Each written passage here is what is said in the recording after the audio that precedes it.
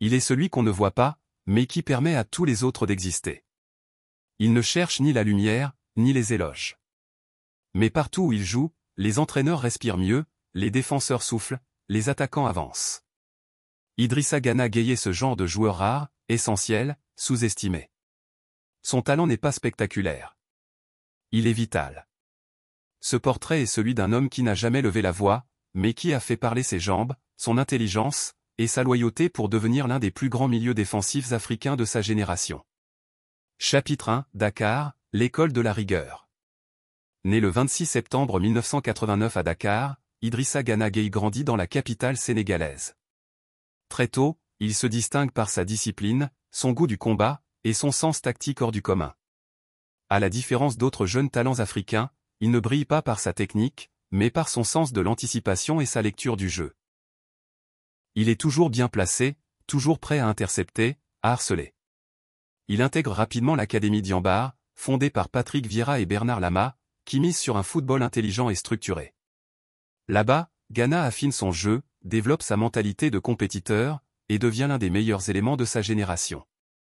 En 2008, il est repéré par les recruteurs du LOSC Lille.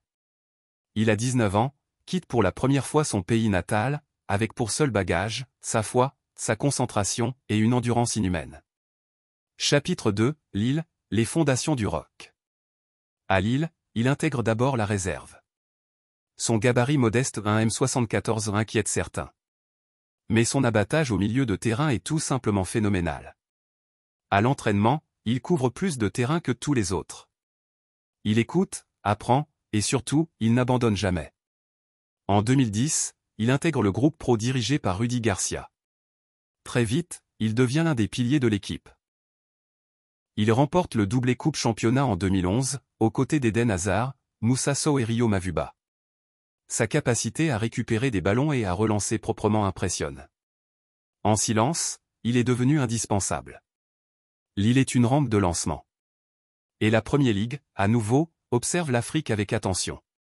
En 2015, Aston Villa saute sur l'occasion. Gana s'envole pour l'Angleterre, prêt à s'imposer sur le terrain le plus exigeant du monde. Chapitre 3, l'Angleterre, la machine inarrêtable. Quand Idrissa Gana Gueye arrive à Aston Villa en 2015, le club est en difficulté. Mais lui, dans l'ombre, réalise des performances de très haut niveau.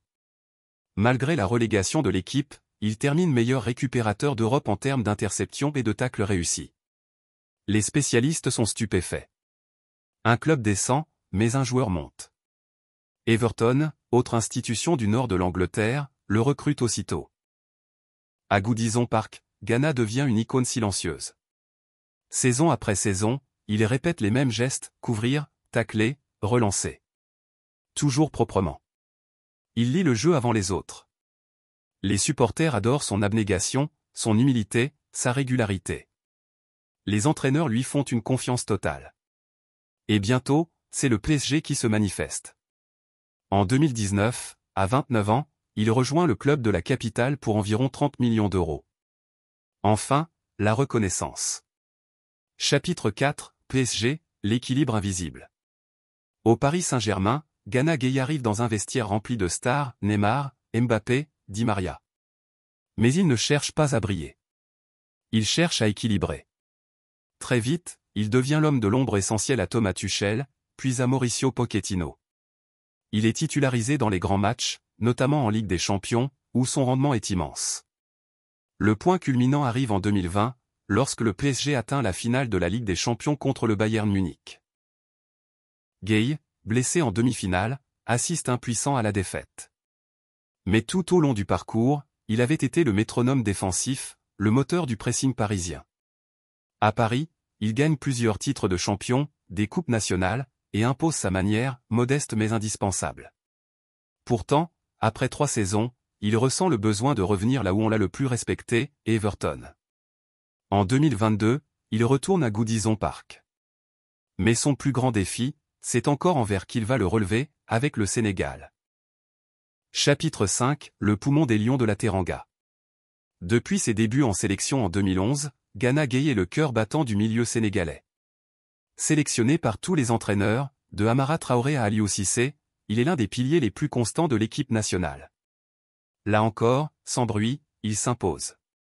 Il ne fait pas de déclarations tapageuses, ne se place pas en leader vocal, mais sur le terrain, tout passe par lui. Il joue toutes les grandes compétitions, CAN 2015, 2017, 2019, et à chaque fois, il est le joueur qui court le plus, celui qui ratisse le plus, celui qui fait le lien entre la défense et l'attaque. À la CAN 2019, il marque un but décisif en quart de finale contre le Bénin. Le Sénégal atteint la finale, mais s'incline contre l'Algérie. Ce jour-là, Gueye promet, on reviendra, et on gagnera. Il avait raison. Chapitre 6, la CAN 2022, le sacre d'un peuple. En janvier 2022, au Cameroun, le Sénégal entame la CAN 2021, reportée. Avec la meilleure génération de son histoire. Mané, Koulibaly, Mendy, mais au centre, toujours Ghana. À 32 ans, il est plus mature, plus stratégique, plus influent. Il dirige le milieu avec une aisance qui force le respect. Chaque récupération, chaque couverture, chaque relais passe par lui. En demi-finale contre le Burkina Faso, il inscrit un but magnifique, symbole de sa progression offensive. En finale, face à l'Égypte, il livre une prestation héroïque. Lorsque le match se termine au tir au but, il fait partie des 5 tireurs. Il transforme le sien avec sang-froid. Le Sénégal devient champion d'Afrique pour la première fois. Sur la pelouse, Gueye tombe à genoux, submergé par l'émotion. Après plus de 10 ans de fidélité à la sélection, il est enfin récompensé. Il ne sera jamais le visage de l'équipe, mais il en est la colonne vertébrale, celle sans qui rien ne tient debout. Chapitre 7, le mondial et l'après-PSG. Après le sacre continental, Gana Gueye se tourne vers un nouvel objectif, la Coupe du Monde 2022 au Qatar.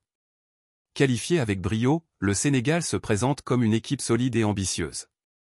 Malheureusement, Sadio Mané se blesse juste avant le tournoi, privant l'équipe de son leader offensif. Mais Ghana, fidèle à lui-même, prend les rênes au milieu, entouré de jeunes talents comme Nampalys Mendy et Ismaïla Sarr. Le Sénégal atteint les 8e de finale, une performance honorable sans sa star. Gueye, suspendu pour le match contre l'Angleterre, assiste impuissant à l'élimination. Il termine le tournoi avec les honneurs, leader dans l'effort, capitaine moral. De retour à Everton, il poursuit sa mission de stabilisation. Mais désormais, Ghana regarde plus loin.